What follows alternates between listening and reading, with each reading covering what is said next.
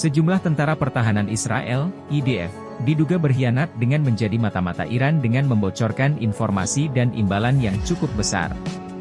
Dikutip dari tribunnews.com, ada dua tentara Israel yang menjadi mata-mata Iran. Mereka ialah Yuri Eliasvov dan Georgi Andreev yang merupakan tentara cadangan Zionis. Eliasvov bertugas di dalam Satuan Sistem Pertahanan Udara Iron Dome. Adapun Andreev bertugas di Markas Operasional Angkatan Udara Israel. Keduanya dinilai melakukan pelanggaran berat yang membahayakan keamanan negara, mulai dari menghubungi agen asing, mengirim data rahasia dan membantu musuh saat perang. Selain itu, mereka juga menghubungi agen Iran yang memiliki nama samaran, Boaz. Polisi dan Dinas Keamanan Israel, Shin Bet, mengatakan, keduanya ditangkap awal minggu ini. Saat ini, Eliasvov didakwa mengirimkan informasi yang sangat sensitif tentang teknologi Iron Dome kepada Iran.